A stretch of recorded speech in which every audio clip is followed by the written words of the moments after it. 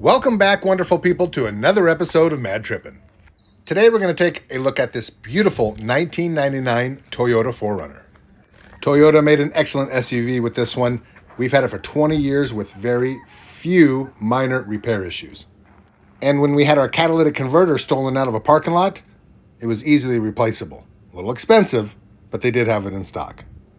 I believe this is one of the most beautifully designed SUVs ever on the market. Let's go around and take a look at the backside. This year, I will be camping out in a 2019 Chevy Traverse. I'll do a video and let you know how that goes. Last year, I camped out in a tent for the first 2 nights, but on the third night, I camped out in a 2004 Honda Pilot. I couldn't get the seats to fold down flat, so I had to sleep in the second or third row seats, and it wasn't too bad. It was a little bit uncomfortable, but for camping out for one night, it absolutely wasn't too bad at all.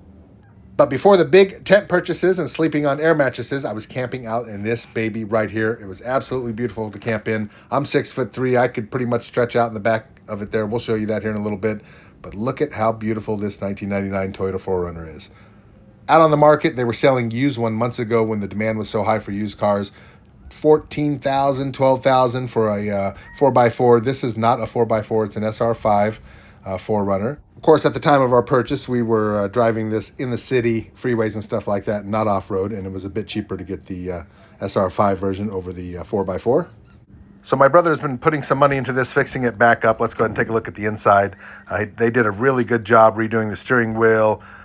There was no real big cracks in the dash or anything. He did put in a new Kenwood system there with a view screen, updated to today's version, new speakers all throughout the car. He had to put in a new seat here. That was torn up from my big old butt, tearing up the side of the seat there, getting in and out. And this actually part right here was the only major problem I had with it. That came off its welding mark, and you could actually see the hole to the ground right there.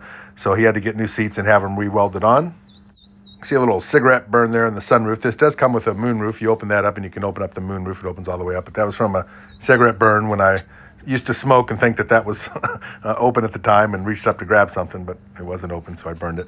You can see that the seats fold down here. He put in that new speaker system right there in the back of the seat. You can see the boxes back there, but you can see that opened up and you could lay right here and put the other seat down.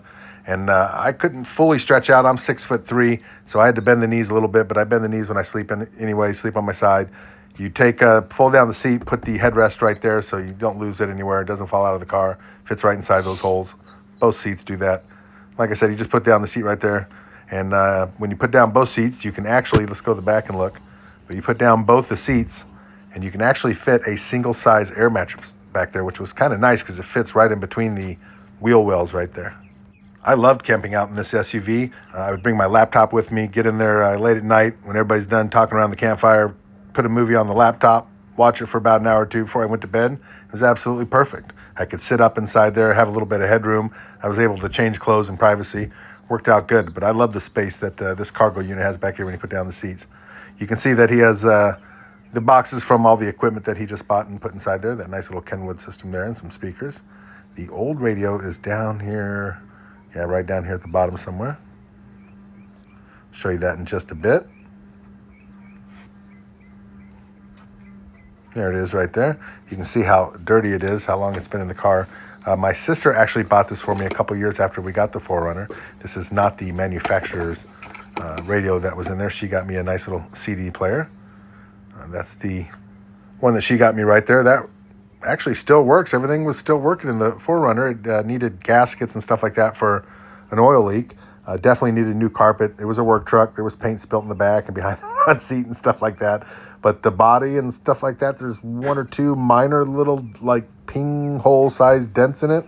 I love this about camping. When you would press the remote button, it would roll down the back window. So if I had my head facing this way, all I had to do was push that button down and crawl out in the morning, or otherwise I'd have my head down at that end and open up the door and just, step out, sit up and step out. It was good and comfy. Well, that will do it for this episode. In the next week, I will be reviewing Frontier Town in the town of Cave Creek. Then I'm going to spend a couple days camping down at Riverside Campground at Bartlett Lake, see what's changed from last year, see if the water level has gone up, and I'm going to review what it's like to sleep in the back of that 2019 Chevy Traverse. Thanks for watching. You are greatly appreciated. Have a great rest of your day and a better tomorrow. Please click that subscribe button, trip over that like button, and remember, never stop tripping.